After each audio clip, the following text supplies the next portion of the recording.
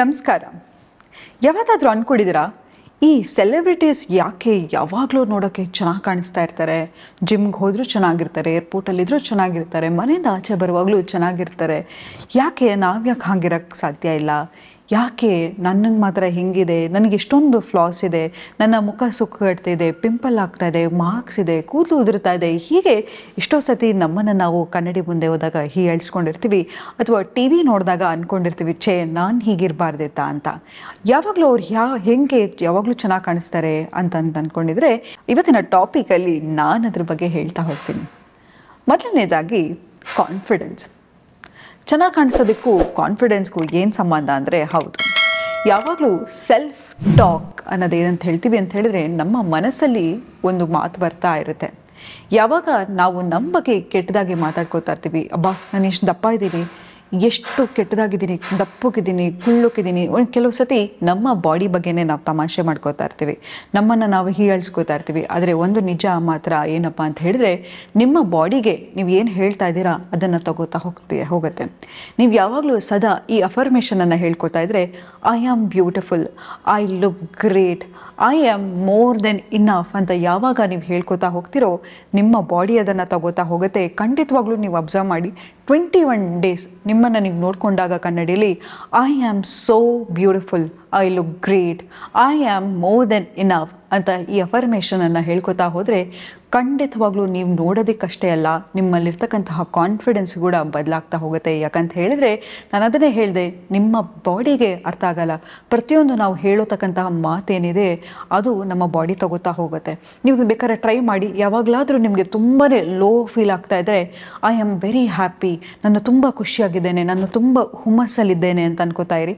ಖಂಡಿತವಾಗ್ಲೂ ನಿಮ್ಮ ಬಾಡಿ ಅದನ್ನು ತಗೋತಾ ಹೋಗುತ್ತೆ.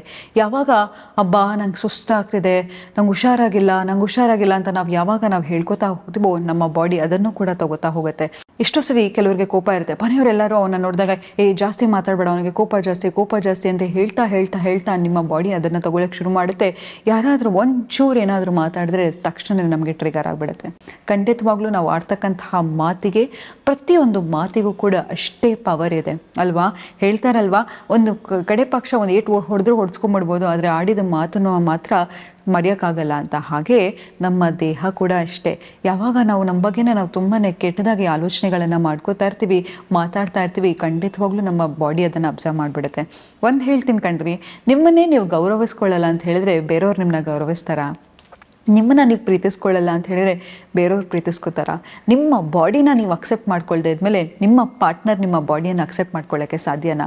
ಖಂಡಿತವಾಗ್ಲೂ ತಪ್ಪನ್ನು ಮಾಡಬೇಡಿ. ಪ್ರತಿ ಸತಿ ಕನ್ನಡಿ ಮುಂದೆ ಹೋದಾಗ ನನಗೇನಾಗಿದೆ, ನಂಗೆ ಪಿಂಪಲ್ ಆಗಿದೆಯಾ, ನನಗೆ ಕೂದಲು ಉದುರುತ್ತಿದೆಯಾ ಅಂತ ಅಂದ್ಕೊಳ್ಳೋದನ್ನು ನೋಡಲೇಬೇಡಿ. ನನಗೆ ಕೆಲವು ಸತಿ ಪಿಂಪಲ್ ಆದರೂ ಕೂಡ ನನಗೆ ಗೊತ್ತಾಗಲ್ಲ. ಯಾಕಂತ ಹೇಳಿದರೆ ನಾನು ನನ್ನಲ್ಲಿರ್ತಕ್ಕಂತಹ ಒಳ್ಳೆ ಗುಣಗಳನ್ನು ಮಾತ್ರ ನೋಡ್ಕೋತಾ ಹೋಗ್ತೀನಿ. ಯಾಕಂತ ಹೇಳಿದರೆ ಆ ಒಳ್ಳೆ ಗುಣಗಳನ್ನು ಮಲ್ಟಿಪ್ಲೈ ಆಗ್ತಾ ಹೋಗುತ್ತೆ. ಯಾವಾಗ ನಾವು ಕೆಟ್ಟದ್ರ ಬಗ್ಗೆ ಯೋಚನೆ ಮಾಡ್ತಾ ಹೋಗ್ತೀವೋ ಕೆಟ್ಟದ್ದು ಮಲ್ಟಿಪ್ಲೈ ಆಗ್ತಾ ಹೋಗುತ್ತೆ. ಅದಕ್ಕೆ ನಾನು ಹೇಳಿದ್ದು, ಒಂದೇ ಒಂದು ಥಾಟಿಗೆ ಅಷ್ಟು ಪವರ್ ಇದೆ.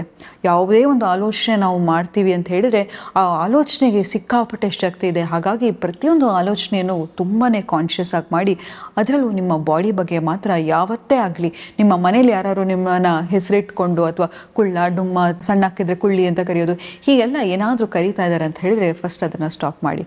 ಯಾಕಂತ ಹೇಳಿದ್ರೆ ಬಾಡಿ ಶೇಮಿಂಗ್ ಮಾಡ್ತಾ ಹೋಗ್ತಾ ಇದ್ದರೆ ಅದು ನಿಮ್ಮ ಬಾಡಿ ತಗೋತಾ ಹೋಗುತ್ತೆ. ಹಾಗಾಗಿ ಅದನ್ನು ಮಾಡಲಿಕ್ಕೆ ಬಿಡಬೇಡಿ. ಸಬ್ಕಾನ್ಷಿಯಸ್ಲಿ ನಿಮ್ಮ ಕಾನ್ಫಿಡೆನ್ಸ್ ಕುಗ್ತಾ ಹೋಗುತ್ತೆ. ಹಾಗಾಗಿ ನಿಮ್ಮ ದೇಹದ ಮೇಲೆ ನಿಮಗೆ ಒಂದು ಮರ್ಯಾದೆ ಇರಲಿ. ಮತ್ತು ಬೆಳಗ್ಗೆ ಎದ್ದ ಕೂಡಲೇ ಇದು ಕಂಪಲ್ಸರಿ ನೋಡಿ, ನಾವು ಎದ್ದ ಕೂಡಲೇ ನಮಗೆ ಸಿಕ್ಕಾಪಟ್ಟೆ ಎನರ್ಜಿ ಇರುತ್ತೆ. ನೋಡಿ, ಎಷ್ಟೋ ಸತಿ ನೀವು ಆಫೀಸ್ಗೆ ಹೋಗಬೇಕಾದ್ರೆ ಬೆಳಗ್ಗೆ ನಿಮ್ಮ ಮೂಡ್ ತುಂಬಾ ಚೆನ್ನಾಗಿರುತ್ತೆ. ಯಾಕಂತ ಹೇಳಿದರೆ ನಮಗೆ 3 ಕೆಮಿಕಲ್ ರಿಲೀಸ್ ಆಗುತ್ತೆ ಬೆಳಗ್ಗೆ. ಏನಪ್ಪ ಅಂತ ಹೇಳಿದರೆ ಡೋಪಾಮಿನ್ಸ್, ಸೆರೋಟೋನಿನ್, ಎಂಡೋರ್ಫಿನ್ಸ್. ಈ ಬಯೋಲಾಜಿಕಲ್ ಕೆಮಿಕಲ್ಸ್ ಏನಿದೆಯೋ ಅದು ನಮಗೆ ಫೀಲ್ ಗುಡ್ ಹಾರ್ಮೋನ್ಸ್ ಆಗಿರುತ್ತೆ. ಯಾವಾಗ ನೀವು ಬೆಳಗ್ಗೆ ಎದ್ದ ಕೂಡಲೇ ರೆಡಿ ಆಗ್ತಿರೋ, ಮನೇಲಿದ್ದರೂ ಕೂಡ ಪರವಾಗಿಲ್ಲ, ಬೆಳಗ್ಗೆ ಎದ್ದ ಕೂಡಲೇ ನೀವು ರೆಡಿ ಆದಾಗ ನಿಮ್ಮ ಮೇಲೆ ನಿಮಗೆ ಒಂದು ಕಾನ್ಫಿಡೆನ್ಸ್ ಬರ್ತಾ ಹೋಗುತ್ತೆ. You always feel good when you dress up well. ಹಾಗಾಗಿ ನಾನು ಯಾವಾಗಲೂ ಹೇಳ್ತೀನಿ, ಯಾರನ್ನೂ ಮೆಚ್ಚಲಿಕ್ಕೆ ಡ್ರೆಸ್ ಮಾಡ್ಕೊಳ್ಳಿಕ್ಕೆ ಹೋಗಬೇಡಿ. ಮನೇಲಿದ್ದರೂ ಕೂಡ ಅಚ್ಚುಕಟ್ಟಾಗಿ ಬಟ್ಟೆ ಹಾಕ್ಕೊಳ್ಳಿ. ಎಲ್ಲೇ ಒಂದು ಅಂಗಡಿಗೆ ಹೋಗಿ ಗ್ರೋಸರಿ ತರಬೇಕಾದ್ರೂ ಕೂಡ ಚೆನ್ನಾಗಿ ಕಾಣಿಸಿ, ತಲೆಯನ್ನು ಚೆನ್ನಾಗಿ ಬಾಚ್ಕೊಳ್ಳೋದಾಗಿರ್ಬೋದು, ಚೆನ್ನಾಗಿ ತಲೆಗೆ ಎಣ್ಣೆ ಹಚ್ಚೋದಾಗಿರಬಹುದು, ವಾರಕ್ಕೆ 2 ಬಾರಿ ತಲೆ ಹೆಣ್ಮಕ್ಳಾದರೆ ವಾರಕ್ಕೆ 2 ಬಾರಿ ತಲೆಗೆ ಸ್ನಾನ ಮಾಡೋದು, ನಿಮ್ಮ ನೇಲ್ ಪೇಂಟ್ ಚಿಪ್ ಆಫ್ ಆಗಿದ್ರೆ ಅದನ್ನು ರಿಮೂವ್ ಮಾಡೋದು, ನೇಲ್ ಪೇಂಟ್ ಹಾಕೋದಾಗಿರ್ಬಹುದು, ಕಾಲಿಗೆ ಮಾಯಿಶ್ಚರೈಸರ್ ಹಾಕೋದಾಗಿರ್ಬೋದು, ನಿಮ್ಮ ಸ್ಕಿನ್ನನ್ನು ನೀವು ಚೆನ್ನಾಗಿ ನೋಡ್ಕೊಳ್ಳೋದಾಗಿರ್ಬೋದು, ನಿಮ್ಮ ದೇಹದ ವಾಸನೆ ಏನಿದೆಯೋ ಅದು ಕೂಡ ಯಾವತ್ತೂ ಅಷ್ಟೇ, ಯಾವಾಗಲೂ ಅಷ್ಟೇ. ಪ್ರತಿಯೊಬ್ಬ ಮನುಷ್ಯನಿಗೆ ಒಂದು ಆರಾ ಇರುತ್ತೆ. ಏನಪ್ಪ ಆರಾ ಅಂತ ಹೇಳಿದ್ರೆ ಮ್ಯಾಗ್ನೆಟಿಕ್ ಫೀಲ್ಡ್. ನಾವು ಯಾವಾಗ ನಮ್ಮ ಹತ್ರ ಬಂದಾಗ ಎಲ್ಲರಿಗೂ ಸೇಫ್ ಅನಿಸ್ಬೇಕು. ಬರೀ ಬಾಹ್ಯ ಸೌಂದರ್ಯ ಅಲ್ಲ, ಆಂತರಿಕ ಸೌಂದರ್ಯ ಕೂಡ ಮುಖ್ಯ. ಆಂತರಿಕ ಸೌಂದರ್ಯ ಹೇಗೆ ಬೆಳೆಸ್ಕೊಳ್ಳೋದು ಅಂತ ಹೇಳಿದ್ರೆ ಮೆಡಿಟೇಷನ್, ಧ್ಯಾನದಿಂದ ನಮ್ಮಲ್ಲಿ ಒಂದು ಕನೆಕ್ಷನ್ ಬೆಳೀತಾ ಹೋಗುತ್ತೆ.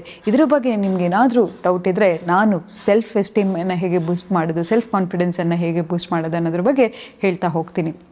ಆದರೆ ಇದನ್ನು ಮಾತ್ರ ನೀವು ಕಂಪಲ್ಸರಿ ಮಾಡಲೇಬೇಕು. ಏನಪ್ಪ ಅಂತ ಹೇಳಿದರೆ ಮೆಡಿಟೇಷನ್. ಯಾಕಂತ ಹೇಳಿದರೆ the connection with in your self it is very very important. ಯಾವಾಗ ನಮ್ಮ ಜೊತೆ ನಮಗೆ ಒಂದು ಕನೆಕ್ಷನ್ ಇರಲ್ವೋ ನಾವು ತುಂಬಾ ಬೇಗ ಇರಿಟೇಟ್ ಆಗ್ತಾ ಹೋಗ್ತೀವಿ, ಕೋಪವನ್ನು ಬೆಳೆಸ್ಕೊತಾ ಹೋಗ್ತೀವಿ. ಹಾಗಾಗಿ ಅದರ ಬಗ್ಗೆ ಹೆಚ್ಚಾಗಿ ಗಮನವನ್ನು ಕೊಡ್ತಾ ಹೋಗಿ.